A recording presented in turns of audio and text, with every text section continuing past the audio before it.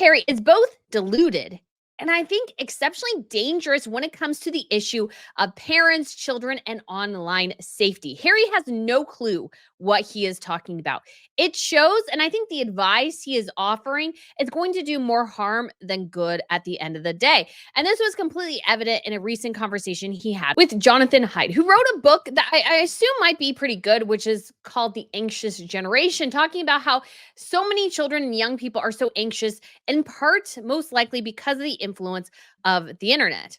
However, Prince Harry is not helpful on this matter. In fact, I think he is a horrifically bad advocate on this topic. And we will dive into a bit of their video, mostly just listening to Harry, because there are some key things I want to point out of what Harry is saying, because he is advocating for a couple of things. Number one, that, children, if they find a community online that's helping them, well, they don't need to talk about maybe personal issues and stuff they're having with their actual family in person or friends. They can just talk to strangers on the internet.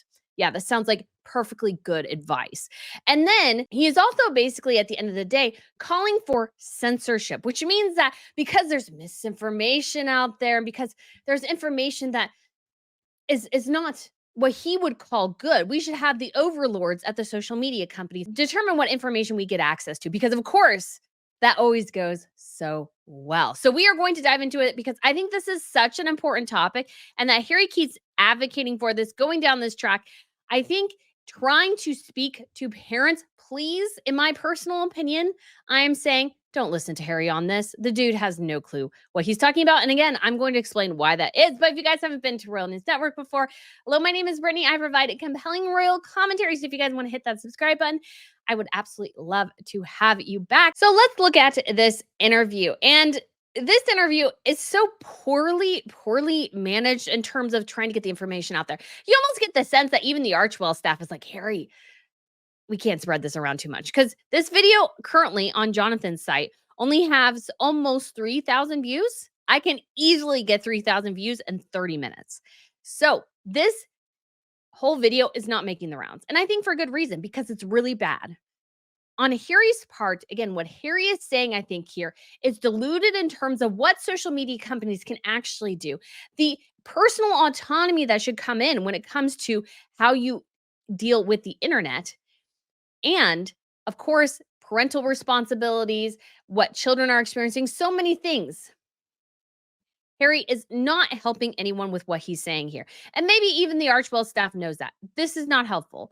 And if you go to the Sussex.com website, you can also find the same video, which I find super odd. Harry and Meghan are really, like, they have this weird thing where they don't want to engage with the media, yet they do engage with the media. And then also, yes, they don't advocate for their stuff as good as they should. And this is part of Harry's move away from Meghan, because he's going to become a philanthropist now, which is not a real job, and he does not have the money to actually be a philanthropist. But he is apparently utterly useless when it comes to an actual real big boy job. So this is what he has to do. So let's get into this. And of course, people are allowed to have their own opinions and everything like that. But I really want people to really listen to what Harry's saying here and how abysmal I think the Parents Network is and what it advocates for, and so many things. There's such cluelessness here that I think it ventures into the realm of dangerous. Actually, Harry is less helpful. I think he'll actually lead more children into danger because he doesn't know what he's talking about. So let's go ahead and get into this. And I'm doing this on YouTube because it's infinitely easier than the Sussex website, which is not well run. But we will put it a little faster. We'll stop every about 15 seconds, and we won't go through this entire interview because I'm more interested in what Harry is saying. He's the dangerous one here. He does even this weird thing in this video, you'll notice, where he says internet bad, but internet also good. So let's go ahead. And he's introducing Jonathan here. On this World Mental Health Day. Oh, Prince Harry, what an honor to meet you. Thank you for spending time with me and having this discussion about your book, The Anxious Generation, which, funny enough, aligns very well with the insight sessions that we've been doing with young people in numerous different countries. So I looked at some of the insight sessions that Harry and Meghan have been conducting. I don't think they're particularly good. I don't think they're particularly helpful, just like Harry and Meghan are not particularly helpful. These two are not very smart people. And I'm sorry, but their solutions, the things they're looking at, we'll look at that. report towards the end here is pretty worthless, in my opinion. Perhaps the best way to start is for the people that haven't heard of your book, haven't even had a chance to read your book. What is the anxious generation about, and what is the clearest, most important message and takeaway from it? So again, he goes into his book talking about, which we've seen that there's been an uptick in mental health issues and those sorts of things. But I think it's kind of a weird combination, because I think sometimes too, it's like, well, my great grandfather, his father died young, his mother died young. He was on his own. I think he was supporting his siblings, and he was having to work hard, and he worked different places and stuff like that. And I don't know if he had the same mental health issues, but I feel like his life was much harder than most kids today. So I feel like we sometimes, and I hate the word manifest, but I feel like we sort of manifest our own, let's say, neuroses when it comes to this topic, in my personal opinion. So the anxious generation is about a big change that happened for young people born after 1995. There's never been such a sharp generational shift. Those who were born in the late 90s and afterwards. Okay, so he just kind of goes into this. I was like going to see, oh, is this more interesting? I don't think Harry speaks there, but let's listen to Harry speak. And we know the internet does change things. How can it not change things? Of course, it's going to change some things, but Harry is not the solution. Harry is a deluded fool, in my opinion. And I think on this topic, he's somewhat dangerous, in my opinion. So in many cases, the smartphone has and is stealing young people's childhood. Exactly. So a smartphone is stealing a young child's childhood. Well, shouldn't this easiest solution be don't give your kid a cell phone? I think that should be a pretty easy fix there. But apparently, no, that's too hard, because, other kids have cell phones. And so we have to keep up with the Joneses. So we have to give the kids when they're 6. Again, I'm just making sort of an exaggerated statement just for reasons. We have to give a 6-year-old an iPhone because, oh, well, his friend over there has an iPhone. And in order to be good parents, we just need to follow what other people are doing. No. When I was growing up, my mom I would call her a very, very intentional parent, which meant that she was honest all the time in the good way, keeping up with what was going on, trying to get to the heart of issues that were happening to us. But her other thing is that she definitely was not somebody who followed and kept up with the Joneses. If I wanted something and she didn't agree with that, she told me no. And I think in some instances in this generation, you have a lot of parents who can't tell their kids no. And I think that's a bigger problem. If your kid's whining about a cell phone at 6 and you can't tell them no, I think that's a problem. Exactly. We are overprotecting our children in the real world and underprotecting them online. Well, I think part of the problem too, which maybe they don't get to, is sometimes the parents are letting the internet parent their kids and not actually parenting their kids. So if you see a parent whose constant solution to their child acting up is to give them their cell phone to distract them, you might have problems later down the line because you're not really addressing the issue with parenting. You're giving them an electronic babysitter. Some of this is not discussed here, and Harry is definitely not very helpful on this topic. For social media companies, there's a lot of finger pointing. Mm-hmm. It's very easy for social media companies to point the finger at parents and say, well, this is down to you. This is down to your parenting. Yeah. Yes, that is 100% the truth, Harry. It is down to you and your parenting. If you want a social media company to protect your kids, you are a lazy parent. I'm sorry, it's not their job to protect your kid. It's your job. And yes, you can't do everything 150%, but to want somebody else to determine what your kids do and do not get access to is, I think, a dangerous notion, because you're just waiting there hoping the company that's making billions of dollars is going to do the right thing. They're not. Why? Because they're a company. And what is the right thing here? Because parents can also make the right decision, I would say, and advocate for phone, but no smartphone until, let's say, you're 16, 18, which actually this author advocates for. You can do that. You can 100% do that. You can do brick. You can encourage kids to get outside. Like, why in the world does a social media company, which is geared towards adults, by the way, why do they need to cater to children? Why is a 13-year-old on Instagram? A 13-year-old should not be on Instagram, in my personal opinion. Keep kids away from social media as long as possible. Yes, there will be maybe some tensions in the home, but I think some of that comes down to parenting. That's just life. And yes, some will criticize me because I'm not a parent. But I think here, knowing how I was raised, knowing how intentional my mom was, she wasn't going to give us something just because everybody else had it. And she wasn't going to give us something like a smartphone until we either needed it or we're mature enough to handle it. Again, it should not be a social media company's job to determine when a child is mature enough to handle a particular technology. That's not their job. They're creating their product for adults. If Harry wants the social media companies to, let's say, have a children's section, then they need to actually build a child social media channel, which I still also think is a stupid idea. Why is this so critical? Because does Harry not realize, is he so dim to not conceptualize that, sure, other kids may be on social media, but there's a lot of adults who are trying to be children on social media to groom children on social media? Does that like not occur to this dude whatsoever? And it gets worse on this particular topic. But no, it should not be a company's job to protect children in terms of what they're getting access to online. Because the reality is the online world is insane. Anybody who's been on social media, any internet for any period of time knows there's a lot of badness on the internet. Why? Because it's human nature. Human nature is all contained on social media. There are social media and the internet itself. It's a terrible, horrible place in many, many ways. It is a wonderful place in terms of information and knowledge, but it's also a terrible, horrible place as well. Why? Because human beings are kind of terrible, horrible people a lot of the times. Not all the time, but there's a lot of sin in the world, and that results in a lot of bad things on social media. So why does a company need to like, they can't fix that without basically removing everything about it and just making it so bland and banal nobody will use it. But again, he's a dunderhead. This guy has failed out of business. He's trying now to be a philanthropist because apparently he can't hold down an actual real big boy job. And so this is his shtick. And he wants you or a social media company to go along with his idea, even though the dude is clueless on this. And he's doing it for his own selfish reasons because people are mean to his wife on social media. And so he has to protect her by basically eliminating social media. Harry is not good on it. And again, don't rely on the company to do the right thing. You should do it. Yes, there are safety features when it comes to products, but the internet is not really a product in many ways.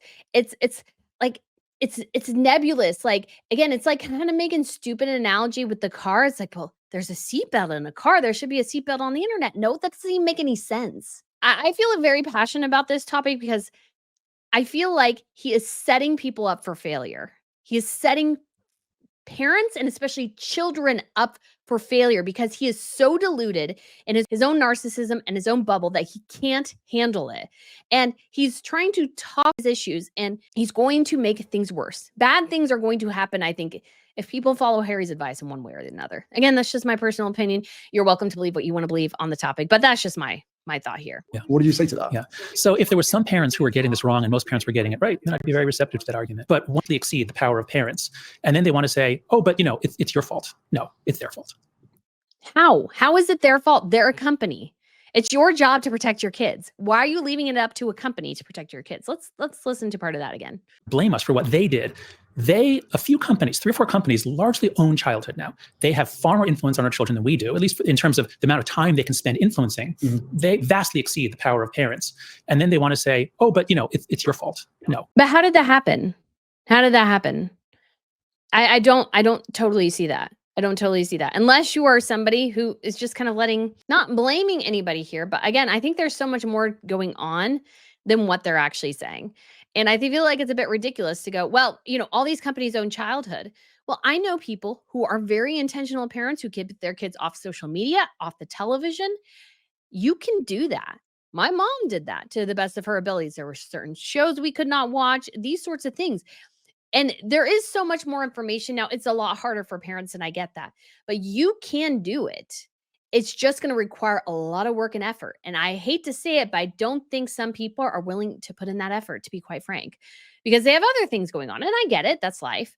But I think, again, the solution here is it's more on giving parents resources rather than going, well, it's a social media company to blame. Product is not even geared towards a child. It's geared towards an adult. I've said in the past that, at least to a certain extent, families and parents used to know that your kids were safe under your own roof. Mm-hmm.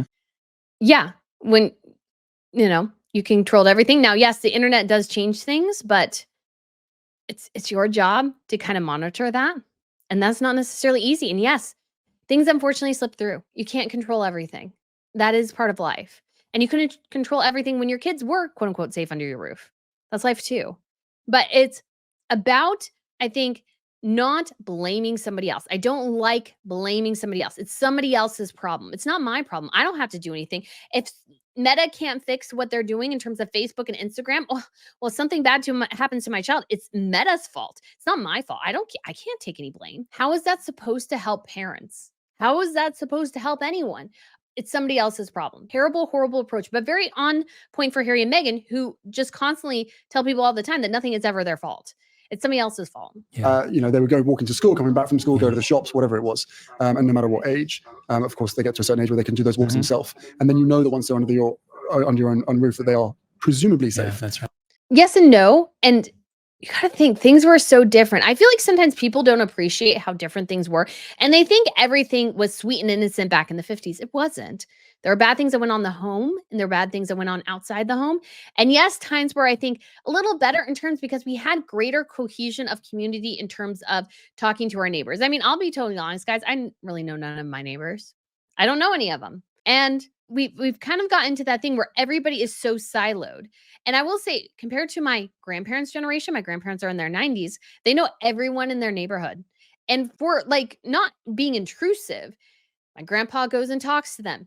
My grandma makes them things. Like they are very engaged in their local community. I feel like it's something that the older generations have that has been lost in the younger generations because of the internet. But again, Harry's like, well, just have communities online. He'll get to that later. If you give your kid a cell phone and you don't monitor them and they're 8, yeah, even with parental controls, there might be something on there that you don't know about that gets to you or whatever, and bad things happen.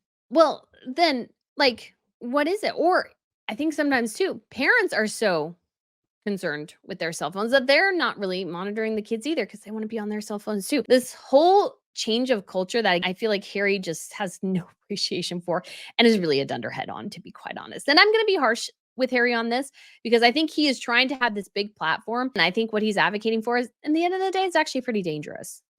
Parents that we've spoken to, some of the stories are obviously incredibly harrowing, but they also talk about the banning of phones and the fact that the conflict that creates between parents and their children themselves. That's called parenting, Harry.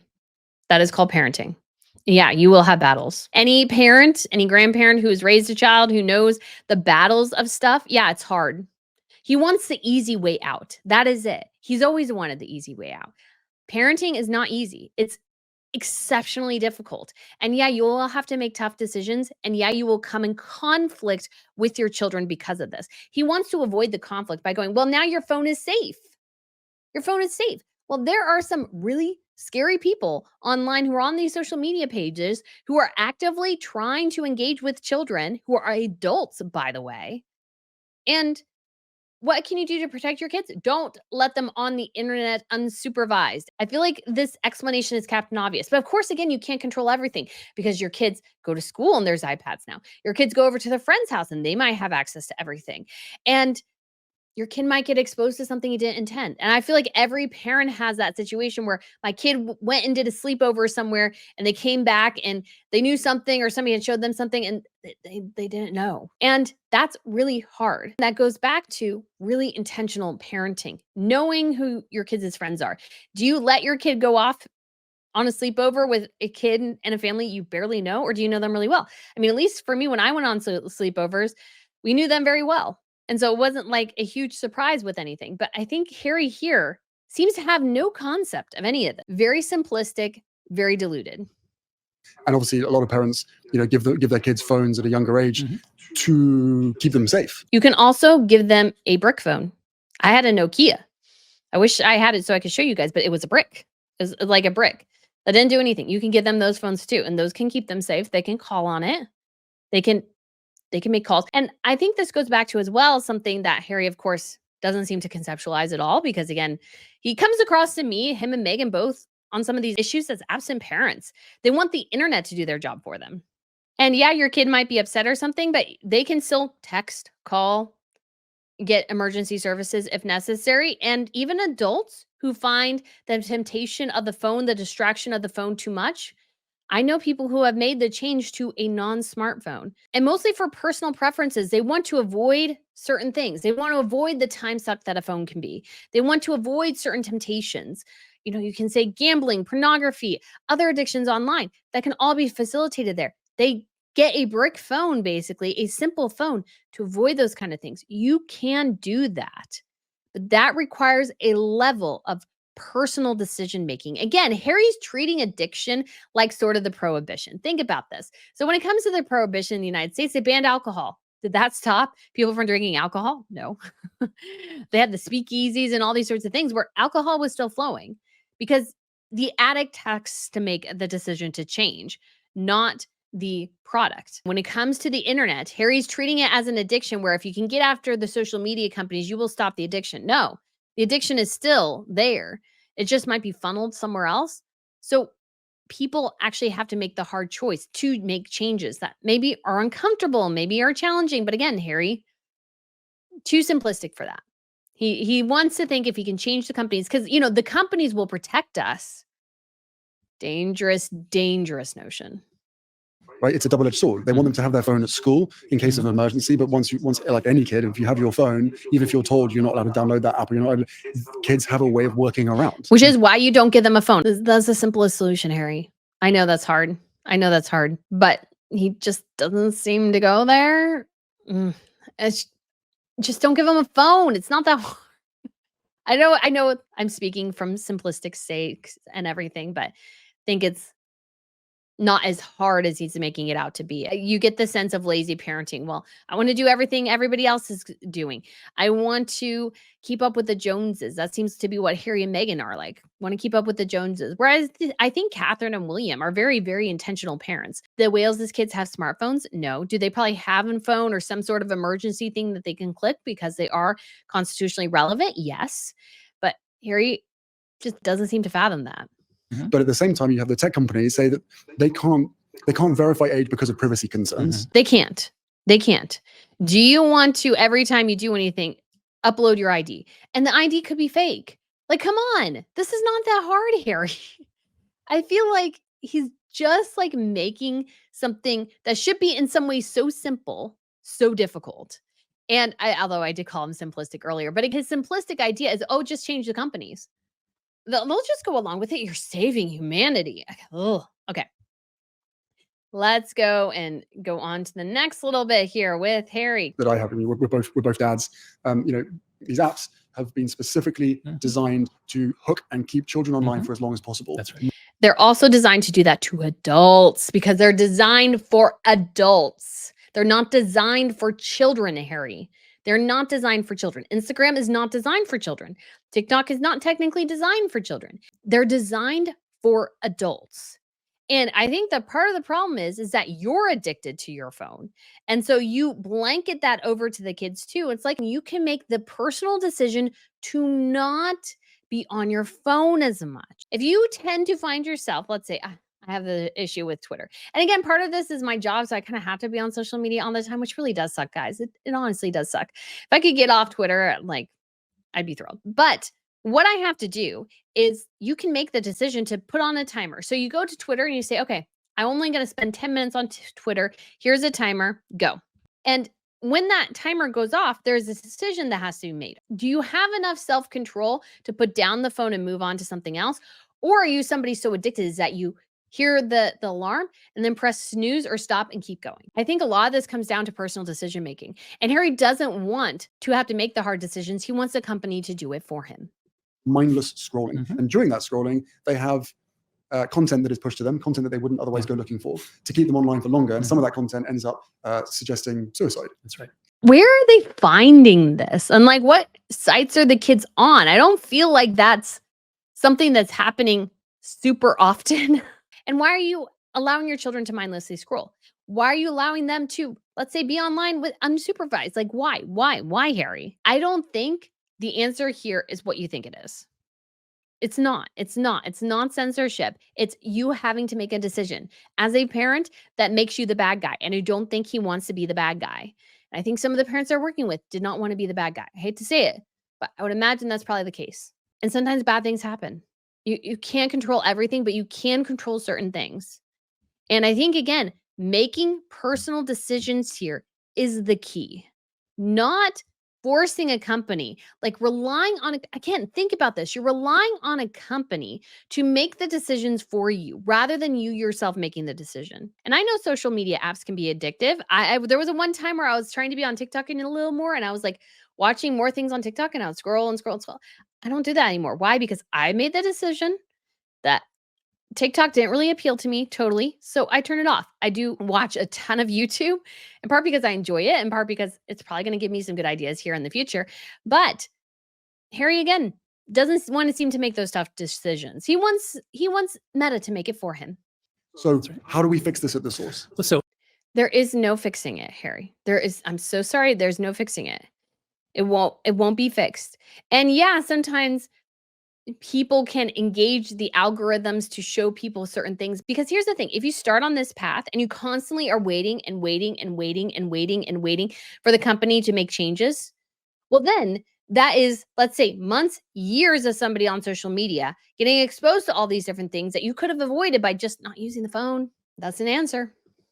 fixing at the source means we recognize that social media should be in a category with casino gambling, smoking cigarettes, buying a gun, driving a car.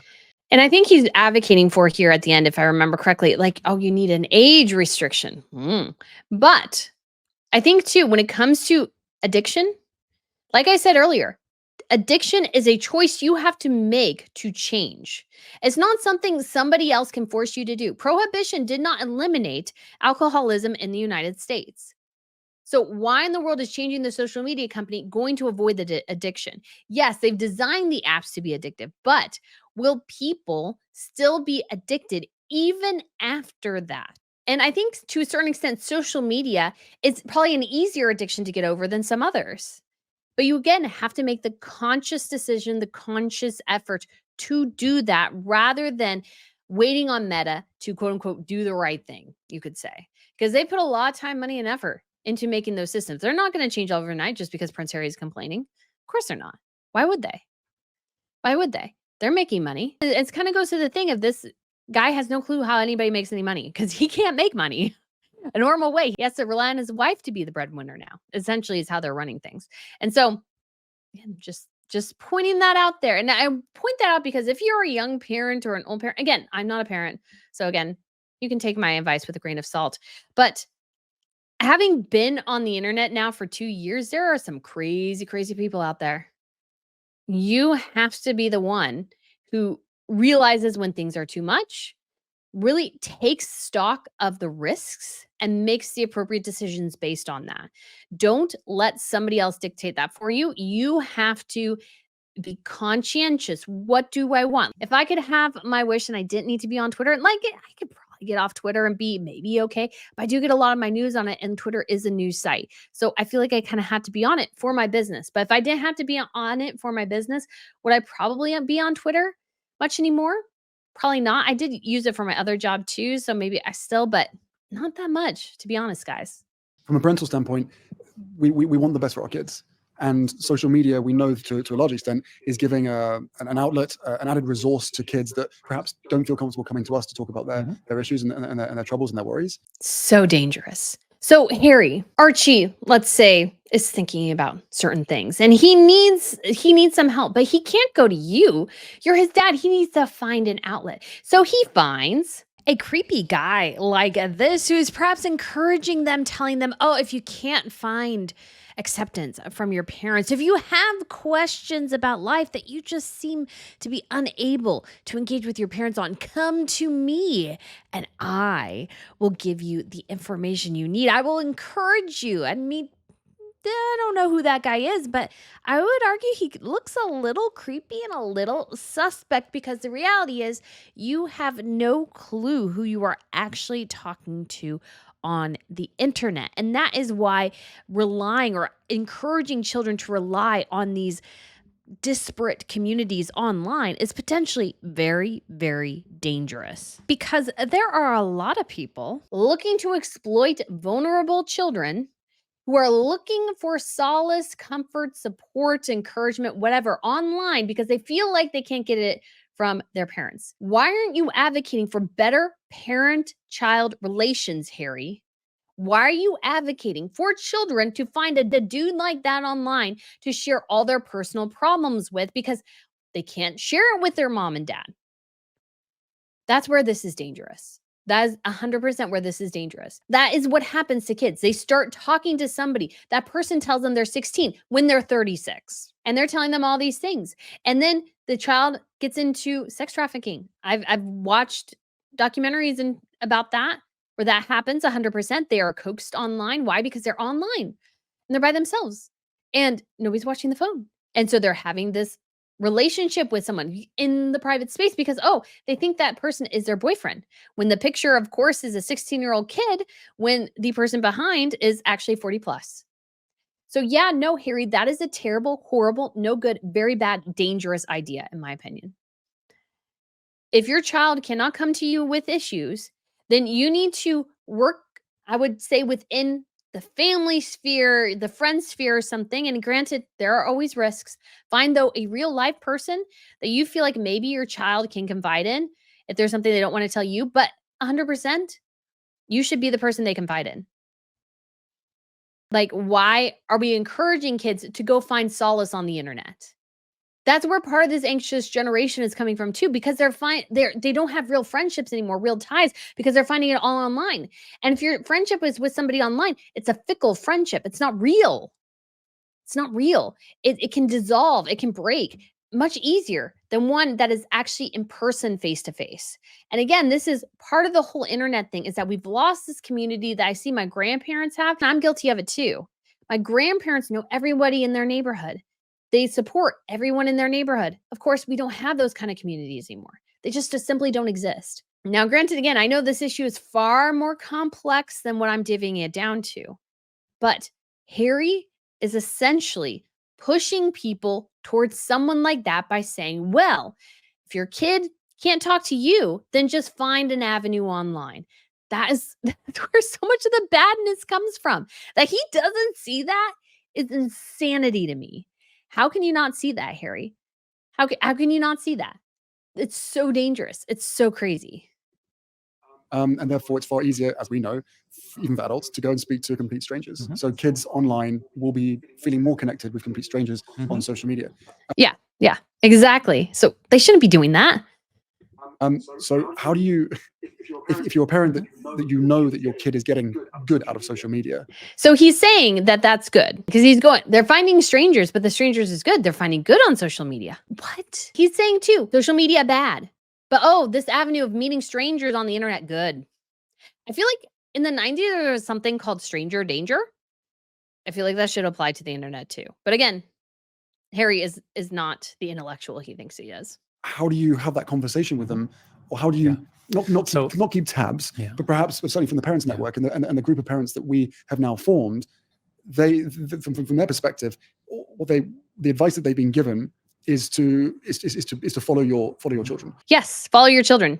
Be conscientious. Follow your kids. I don't feel like that's that hard. And I know that's a lot of life, but that comes from conscious parenting. It does. It does. And apparently that is something that seems like the Parents Network, the people who are a part of, struggled with. At least have a good understanding of a better understanding of what world that they are in and what they're being exposed to on a day-to-day basis. Yeah. I almost feel like I should listen to that whole thing again to make sure I get it right. But you need to know what your kids are associating with. Yes. But at the same time too, why are they associating with a community on the internet? It's not a good idea. Yes. If you are a child, let's say, living on a island where there's only a handful of people and you need connections, I can see where the internet is helpful. But don't let this go so far. Be careful who you associate with online because people can be lying. They can be 100% lying. And that doesn't apparently occur to Harry. It doesn't occur to Harry. He kind of gets there and he kind of doesn't. But I'm going to listen to the whole thing again. And I can't allow you guys to because I'll probably get copyright struck. But let me listen to it again. So you mentioned something to the effect of keeping tabs. And you too. You need to 100% be keeping tabs on your kids and knowing who they're associating with. It just sounds like there's just not that much there from Harry on this topic, to be quite honest. And there's just so much risk there and going, well, they're talking to people. Well, we need to keep an eye on what they're doing. But Does he not know that there are like ways that the kids can all bypass that? And do you know how you avoid situations where your kids are bypassing you and talking to people online without your consent all the time? You don't give them a phone, like, or an iPad, or you keep everything like locked up at night and stuff like that. I mean, that's a hard decision to make, but I feel like Harry is missing the danger here because your kid can go, "Oh, look, this is just such a nice conversation." But they're having a second conversation over on the side that's a lot more dangerous. He just, but there's good on the internet. Kids are finding community without mom and dad and without actual real life people. And that's better. That's better. That's good. It's good. But we also hear that from the kids. As I said, the insight sessions That's right. that we're having, like no one from these companies is actually speaking to the children. Well, Because the companies aren't designing the apps for children, Harry. They're not designing the apps for children. They're not meant for children. They're meant for adults. So what you're advocating for here is kind of dumb. Yes, children are on it. They shouldn't probably be on it, to be quite honest. But the companies can't control that. Even if somebody got a driver's license, you could probably get a fake one pretty easy. Like in this age of digital stuff, like you could probably generate an AI image that looks near identical to a real driver's license and nobody would know. I mean, no, the kid could even age himself up. Like the thing is, there are a billion cut-arounds here. There's a lot of cut-arounds. Harry he'll mention that stuff, but he doesn't go far enough to like really recognize what's going on in that. What he's talking about is just not going to happen. they are, as we know from Meta's study, the one that Frances Haugen leaked, they commissioned a qualitative study of teens in the US and the UK. And a quote was something like, teens blame Instagram for making body image problems and social comparison worse. This response. So that's an interesting comparison. I'm sure it is. I'm sure it is making it worse. But so what is Instagram supposed to do about it? I mean, what are they supposed to do? It's an app for adults. And adults want to show pictures of X, Y, and Z. We all get a bit of envy online watching other people's lives and stuff. So how is that on Meta to fix? Because we all have this desire for aspiration. So we see aspirational content and we want to emulate it. And so it's going to be kind of the rubber meets the road situation where at some point it's like it's going to be too far. I don't know how to fix it, but saying to Meta, oh, you cannot share that image that particular person shared because it might be harmful to another person. It's like, but then why are you censoring somebody else's expression? That doesn't bother, let's say 90% of people, just bothers 10%. You can't let the minority rule. You have to let the majority rule. Otherwise, things get weird. And of course, that's not a perfect solution. The reality is, guys, there is no perfect solution to this. But the greatest decision I think you can make, either as a parent or as an individual, is decide what you are willing to do, what you're willing to sacrifice. How are you willing to engage online? Are you willing to make certain hard decisions? If you're not, if you want Big Brother to make it for you, I can't help you. And I don't think anybody else can either. Like, Big Brother is not the solution here. But that's exactly what Harry's advocating for, is Big Brother. That was the point I was getting at, was the fact that these companies can't find any young people to come out and speak like that. And the kids that we speak to, yes, of course, there are benefits of being connected online, but the harm that's being caused, and they recognize it as well, and they want to be part of the conversation. They want to be part of redesigning these. They can't redesign them, Harry. Come on. There's so much dumb being said here. It's like so hard sometimes. Because why would you let a kid redesign a multi-billion-dollar corporation so it fits them? These apps are not built for children, Harry. They are built for adults. And if a parent lets their child, or if a kid bypasses and gets on the social media platform, the parent doesn't know or whatever, I mean, that's bad, but what can you do? What can you do? There's not much you can do. The solution is not to criminalize or damage social media companies or allow young people, oh, we can fix it, because also they're very young. They don't really know. The better thing to do is teach them how to engage with social media rather than telling them, okay, well, let's give you carte blanche. We're going to do a workshop and you're going to redesign Meta. Isn't that amazing? No, that's not going to work. And not only would Meta go, that can't work. That would be insane. That would be insanity. It's entirely deluded. And would it end up worse? It might. It might. And having safety at the central part of it. How hard is that to actually do? Can they actually be fixed? Can they be changed? Well, they can't be fixed, Harry. They are what they are. Like, to fully change something like, do you have any concept of how many billions upon billions of dollars went into creating these companies? You're like, well, let's just fix it. It's fine. It's a fix. No. Do you even know what code is? Do you know how much proprietary things go into all of these systems? How many millions upon millions of hours, billions upon billions of dollars, people who have worked endlessly to design these systems to function as well as they do? No, I would argue you don't. Why? Because again, you don't have a big boy job. You've kind of failed out of having a big boy job. This is what you do now because you're kind of useless on the seemingly pretty much anything else. Or at least you didn't try. You didn't really try. And so, no, you can't just fix it. Like, and what is the fix? Again, he can't even define what the fix is. How we need to make it safer. How do you make it safe? The internet's not safe. Why? Because it's filled with other human beings. That's why it's not safe. It's not why it's not safe. And so the safety thing he's advocating for is just pure insanity. Well, Meta has shown very little sign of being willing to change. They did just improve some features on Instagram. That's at least a step forward. But their business model commits them to grabbing eyeballs and never letting go. Yeah, because that's how you make money, guys. That is how you make money. The companies wouldn't function if they can't make money. That's kind of important. It was like they have to make money, guys. And yeah, they need eyeballs on them. That's how they make their money. Your eyeballs are on YouTube, so YouTube is making money from that. As a creator, I get to make some money from that too. But yeah, why does YouTube do that? Because they designed this platform so people could talk to each other. And I think it's great in a lot of ways because I think social media company, what the cool thing it has done has allowed people like me, if it was a normal world several decades or like a decade or two ago, even, I couldn't have been a royal commentator. Why? Because there would have been no avenue. There's such few jobs. I created my own job. I could do that because of social media. And the social media companies are able to do that and pay creators and stuff because they're making money. You have to make money. You have to make money. You can't just make social media a philanthropic project. But again, Harry is a guy who's completely devoid of reality on this topic. He's completely deluded on this. But there are many companies out there. I've been talking with Pinterest, the CEO, Bill Reddy.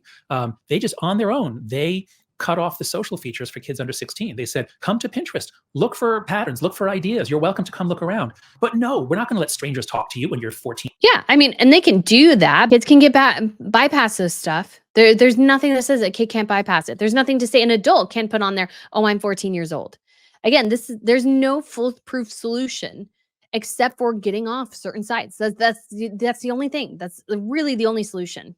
I'm extremely optimistic. Let's be optimistic. Where is the optimism? Where is the hope? And where is the guidance? You have 4 rules in your book. Feel free to. So it's like we were talking about hope here because, Harry, there's not really any hope because you're not going to change anything. You're not going to change anything.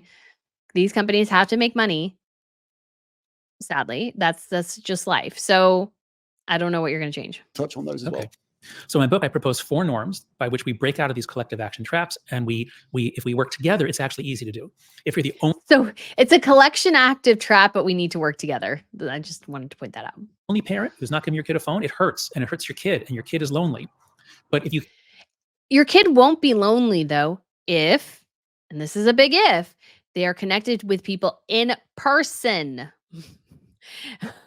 I feel like I'm bad because I don't text as much as, my younger friends and stuff like that. And they probably text a lot, but it's like, I'm not really the texting generation totally. So it's like, to me, it's like, I'm not really into texting, but there's nothing that says you have to be online. You can be fully fulfilled and not be on your phone You can get a group to do it with you. Well, then actually, it's much easier and more fun. So the 4 norms are no smartphone before high school, no social media before 16, phone-free schools, and far more independence and free play in the real world. I feel like that should be kind of Captain Obvious. Like, for thousands of years, humanity has lived without a phone. We can still live without a phone. There's actually a video of this kid, and the dad kicks him outside, and he's used to be on his phone or on his computer playing video games or something. The kid's like, "Well, what do I do?" And the dad's like, "Play." But how? Just figure out something to do. And we've lost sort of this because everything's now inside, everything's insular. And we've lost this aspect of going outside, doing things. And we can get back to that. His solutions here are really common sense, no duh type of things. There's nothing earth-shattering about it. There's nothing earth-shattering about it. And so that Harry's like treating them, well, how do we do it? This is so optimistic. We can change the world. No, you can't. And those 4 norms, if any town or school or community that does those, I guarantee you're going to see improving mental health within 2 years, because we know these things work. We know phone-free schools make kids have more friends. They like school more. They're happier. I will say, when it comes to this, Jonathan's like, well, you can get a whole community to do it. No, that's not how that's not how the United States works. Maybe if you have a community of 5, you can do that. Me growing up, I had kids who were allowed to do different things than I was allowed to do. And it was frustrating, but that comes again from intentional parenting. And you have to make the decisions. And sometimes you decide your kid doesn't hang out with somebody because their parents allowed them to do something that you wouldn't allow them to do.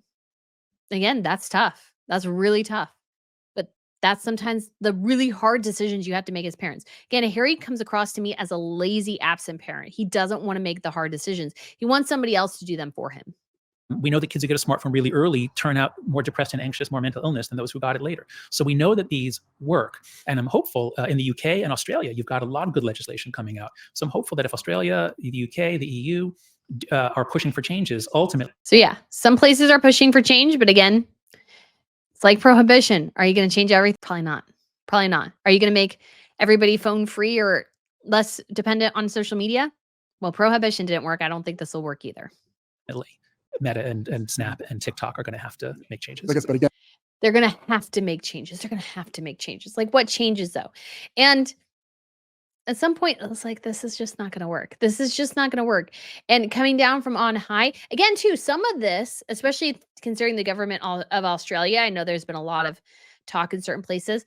Again, a government can use its influence to crack down on social media under the guise of safety when it's really censorship and control. Because what social media allows people to do is talk to each other. There's not a middleman like the media. Instead, the people become the media. And the government, if they're using the media in order to give the country a certain narrative, well, that's completely disrupted with social media. Then all of a sudden, people are talking on social media. And we've seen this in the UK, people talking on social media getting arrested. I find that incredibly disturbing because you should be able to say what you want to a certain extent. And yes, obviously there are limits, but I think I would not be surprised at all if under the guise of safety for children, it's really a way to control the population. Now, granted, some people might call that conspiracy. I call that being pragmatic because trust me, people who are in power like the power and they want to keep the power as long as possible. That has been true throughout human history and human experience. So anybody who has power, they want more of it. And if they can utilize something people like in order to exert more power and influence over their lives, you betcha they will. You betcha. Again, the optimism and hope piece that you're talking about and that I recognize is the fact that more and more people are standing up to these companies, parents included, parents mostly, and saying, no, this needs to change. Not my child. So again, Harry is showing his cards here. He wants to utilize parents who have lost their children to social media to advocate and demand change. But I will say once again, and I've repeated this, I know time and time again, but I want it to get clear.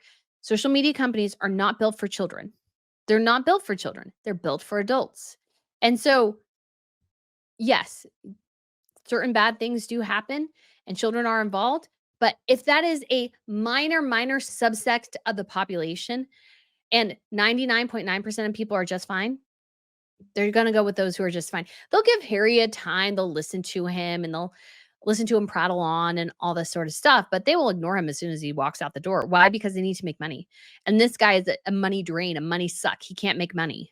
He has no concept of business. He has no concept of making those tough choices that, yeah, maybe turn out badly for some people. But you can't avoid everything. You just can't. You just can't unless you're going for a Big Brother 1984 style of censorship. And that could be 100% where Harry is going here. That's right.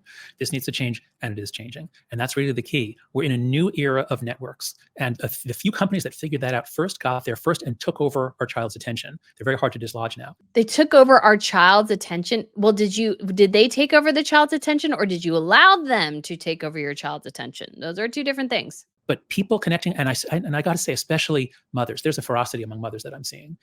When you threaten their children, they want to do something, and they are. So yeah. So mothers, of course, are advocates, and of course they will be. This is much more complex than Harry's letting on. With our Parents Network, with all the other bits and pieces that people are, pouring their hearts into and pouring their time into. Parents Network is useless, as far as I can tell. We are creating the awareness. Except for, I mean, if people are getting use out of it, that's perfectly fine. But as far as I can tell, the Parents Network isn't designed to help anybody else but the parents who have already lost a child. At least in my personal opinion, and I share with you why. Families to go, you know what? It didn't feel right. It's not right. That's right. And we've now got the data, the research, the conversations, and the proof points to prove to you that your gut instinct was right. Well, then don't let your kid on social media. If your gut instinct is not let your kid on social media and you let them on social media, well, then that's on you. This is not normal. That's right. That's what's happening all around the world. This is not normal. This is a new world for sure. There are a lot of parenting decisions here that can be made. That's why we're seeing this year, 2024, is the turning point. Terrible things have happened to our kids. We see that now. I don't want to blame any parents because we didn't know 10 years ago. We didn't know. We thought. When he makes this argument, and that's why I'm kind of letting it go to the end, because I remember this argument. I remember thinking, so it never occurred to anyone something bad could happen online, because bad things were happening online from the beginning. This should not be a shock to anyone. This is somehow a shock. It's like, oh, we didn't know it was bad. We just let our kids online for 10 years. We had no clue anything was bad. Give me a break. Give me a break. I don't believe that for a second. If you didn't think until 5 seconds ago that the internet was dangerous, then I got a bridge in Alaska to sell you. Oh, the internet was marvelous. Oh, computers, it's making our kids smarter. Oh, okay, now they're on these platforms. Oh, they're sharing ideas. We all thought it was good. We were wrong. I still think that is what? Yeah, come on. Like, there have been bad people in like chat rooms. Like, this has been around for a long time. He's acting like this is brand new information that the online world could be dangerous. Like, this is brand new. I was like, well, where have you been? It's been like that since the mid 2000s at least. Come on now. Wrong, but we just didn't know. Well, now we know, and we're rising up and we're putting a stop to it. But it is going to take a collective effort. Yep, that's right. So. Love it. We're rising up. We're going to take it back from the social media companies. Sure. Yeah, I totally believe you. That's why the more that there are organizations like Archwell and your parents group and my organization, no offense to him, but the Archwell and the Parents Network, so far as I can tell, are pretty useless on this topic, to be honest. It's literally a vanity project so Harry can advocate for Meghan Markle. That's what it is. TheAnxiousGeneration.com and Let Grow, which is resources for parents to help give their kids more of a play-based childhood. The more we stand up. That we have to have a website that explains to people how to let kids have a normal, playful childhood is like really, really, we're looking through the looking glass now. Link up, sync up, and act together. The quicker we're going to change this. Jonathan, thank you very much. So, yes, Harry is deluded fool. And that whole interview is deluded chaos, I think, in my opinion, in some ways. Now, I don't think that Jonathan has necessarily totally bad things to say, but I think between the two of them, they're missing a bigger thing here. So guys, I just want to share a little bit of the Archwell Insights report because there's a lot of interesting things here, but there's a section here that goes along with what we've been talking about earlier, which again, I think is incredibly important to highlight. It says, this is from a participant in one of their studies. It says, allowing parents to control everything their children do on the internet is also dangerous because it can limit freedom, especially around gender identity and sexuality. If you're in a household where it's not okay to discuss that and social media is a place where you can, then allowing parents to have full control can become detrimental to their child. I would argue actually the entire opposite. I think going online and finding these communities can be infinitely more detrimental to children and families than talking to your parents. I think talking to your parents, again, school counselor, pastor, youth pastor, something like that, can be infinitely more helpful than finding a group. Because what I see when it comes to online things is that they just reinforce what you're already thinking rather than going, well, are you really thinking that? Are you thinking this? Or trying to actually get to the heart of the issue, because all the internet will do is tell you what you want to hear. And I don't think that's entirely helpful for a lot of people. I think that leads them down a dangerous road. And I think there are people who will testify that I went into a group online. They encouraged me to do X. And then I've made decisions, catastrophic decisions I can't take back. And I wish I had talked to real people instead of listening to an online mob. So, again, what can we all gain from this? I will say, I personally think that what Harry is advocating for here is both deluded and dangerous. He does not know what he's talking about. Again, it's like making him the CEO of Meta. The guy is clueless. And I see the dangers he's talking about. I recognize them, but his solutions is not the right one. The solution is tough.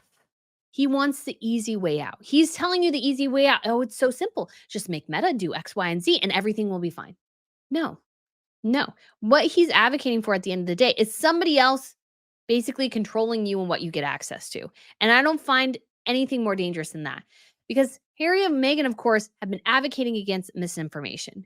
And that's not really what they're angry about. They're angry about information they don't particularly like being out there rather than actual misinformation. That's a danger. There is actual misinformation out there. The way you combat it is by sharing better information. And at some point, usually sanity wins. Not all the time, but usually sanity does win. And you have to push and advocate for those kind of things. But Harry and Meghan, again, they want somebody else to determine what information you get access to, what apps you get access to, what things you are shown. Like, they want to control so much under the guise of, oh, we're just protecting children. But that's not what they're doing. They're only doing it to protect themselves. And I feel like that is the infinite danger, is that they're advocating from a place that we all understand. We all do want to protect children. But Harry and Meghan, that's not their ultimate aim and goal. Their aim is to protect themselves. And they'll utilize whatever resources they can to make that happen, even if it means, let's say, damaging things for everyone. So guys, let me know what you think of this video. Let me know what you think of Harry, the dangerous and deluded man. I'd love to get your thoughts. Thank you for watching, and I shall see you soon. Bye.